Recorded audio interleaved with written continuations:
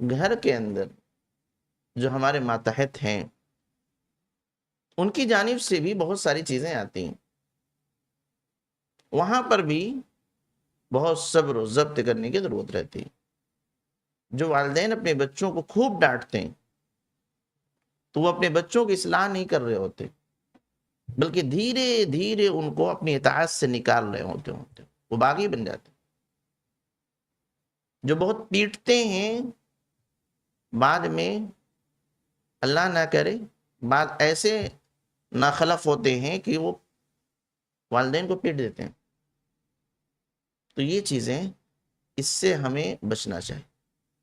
بچہ غلطی کرے گا اس کی اصلاح کرنے کی کوشش کریں، کسی طریقے دھیرے دھیرے دھیرے دھیرے دھیرے دھیرے۔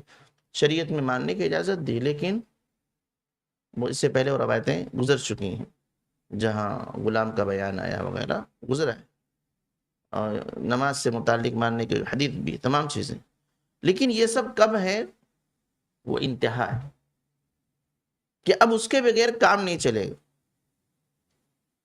کبھی آدمی سمجھا کے کام نکال لیتا ہے، کبھی تھوڑا سا نظر انداز کر کے کام نکال لیتا ہے اصلاح کرنے کی، کبھی ان کی جانب تھوڑا توجہ کم کر دیتا بظاہر تاکہ ان کو احساس ہو کہ ابا آج صحیح سے ملے نہیں ہیں، اور کبھی کچھ چیزوں میں کمی کر کے احساس دلاتے ہوئے، اور کبھی ایک کا سخت جملہ بول کر کے، کبھی آخری درجے کا مار۔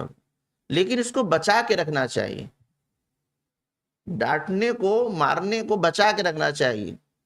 ایک مرتبہ ہم نے استعمال کر لیا تو سمجھ گئی کہ اب اس سے زیادہ کیا ہو سکتا ہے، یہ ایک انتہا ہے۔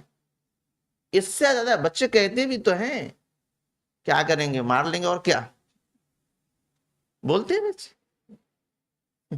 اسکولوں میں بچے بولتے ہیں اتنے ڈنڈے ماریں گے اور کیا ہوگا، بس چھوڑیں گے نہیں اپنی شرارت کو۔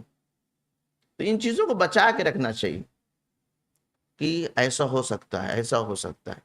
جب تک یہ چیز ان پر جو ہے اپلائی نہیں کی جائے گی تب تک وہ اس سے ڈریں گے، اور جہاں اس کا استعمال ہم نے کر دیا تو ایک ڈر بھی ختم ہو جاتا ہے۔ اول انس اللہ تعالیٰ عنہ صحابی رسول ہیں، نبی صلی اللہ علیہ وسلم کے ساتھ رہتے ہیں، صحبت کا اثر ہے، بہت نیک صالح تھے، اتنی بڑی بڑی غلطیاں نہیں ہوئیں کہ ان کو ڈانٹنے کی نوبت آئے، لیکن پیغام یہ ملتا ہے کہ ایسا نہیں کہ ان سے غلطی نہیں، غلطی ہوئی ہے لیکن آپ نے صبر ضبط سے کام لیا اور پھر اصلاح اپنے اعتبار سے نرمی کے ساتھ کی ہے۔ تو اس روایت کو ہمیشہ تربیت کرتے وقت اس روایت کو ہمیشہ اپنے سامنے رکھنا چاہیے، اور یقیناً اس کا فائدہ ملتا ہے۔ بہت صبر آزما ہے، جس طریقے سے اس کے نتیجے بہت اچھے ہیں، بہت بڑی کامیابی اس سے مل سکتی ہے، اسی طریقے سے اتنا ہی یہ صبر چاہتا ہے، اتنا ہی ہمیں دل کا کشادہ ہونا پڑے گا۔